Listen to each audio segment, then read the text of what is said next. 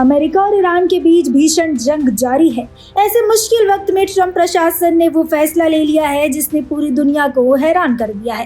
दरअसल अमेरिका के army chief general Randy George को तत्काल प्रभाव से रिटायर होने के लिए कह दिया गया है। सबसे खास बात यह है कि अमेरिकी आर्मी चीफ की ये कोई सामान्य विदाई नहीं, बल्कि एक झटके में लिया गया फैसला है। इससे पहले chairman of joint chief of staff general CQ brown को भी उनके पद से हटाया जा चुका है। दुनिया की सबसे ताकतवर सेना के दो सबसे बड़े अफसरों को युद्ध के बीच में हटा देना अमेरिका की सत्ता की गलियारियों में आए किसी भूकंप से कम नहीं है। राष्ट्रपति ट्रंप के इस फैसले को लेकर कहा जा रहा है, ईरान जंग के बेइंतजा रहने की झुंझलाहट और पेंटागन के भीतर सुलगते असंतोष के कारण ये फैसला लिया गया। जानकारी के मुताबिक यूएस डिफेंस सेक्रेटरी पीट हेग्सेथ ने रैंडी जॉर्ज से मिलकर खुद उन्हें रिटायर होने के लिए कहा है। जनरल जॉर्ज को 2023 में बाइडेन के कार्यकाल में सेना प्रमुख बनाया गया था। अमेरिका में टॉप आर्मी जनरल को हटाने के पीछे कई कारण हैं। विशेषज्ञों का मानना है कि इसके पीछे ट्रंप के कई साफ संकेत हैं।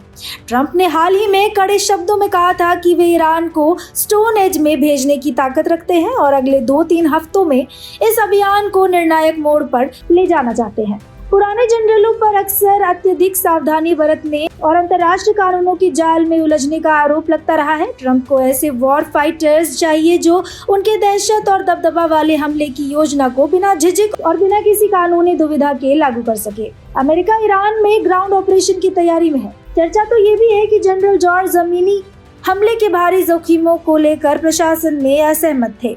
ट्रंप प्रशासन अब अपनी पसंद की उन वॉर सपोर्टर जनरलों को कमान सौंपना चाहते हैं जो ईरान की सरजमी पर अमेरिकी बूथ्स उतारने के पक्षधर हो। विपक्ष और लिबरल मीडिया इसे ट्रंप की घबराहट बता रहे हैं, लेकिन राजनीतिक और कूटनीतिक नजरिए से इसे कमजोरी नहीं बल्कि कठोर नियंत्रण के रूप में देखा जा रहा है।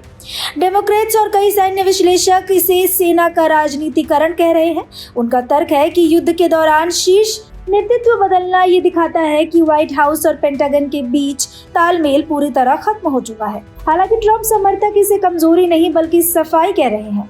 उनका संदेश साफ है कि वे किसी भी ऐसे अधिकारी को बर्दाश्त नहीं करेंगे जो उनके आदेशों या उनकी युद्ध नीति पर सवाल उठाए या वेट एंड वॉच की पॉलिसी अपनाए। अमेरिका में जनरलों पर कार्यवाही ने साफ कर दिया है कि आने वाले दिनों में मिडिल ईस्ट में बारूद की गंध और ज्यादा तेज होने वाली है।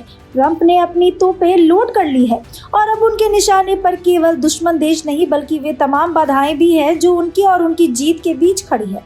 देखना दिलचस्प होगा कि क्या यह नई लीडरशिप ट्रंप को वह निर्णायक जीत दिला पाएगी जिसका वादा वे अमेरिकी जनता से कर रहे हैं, या फिर यह बदलाव अमेरिकी सैन्य इतिहास का एक काला अध्याय साबित होगा।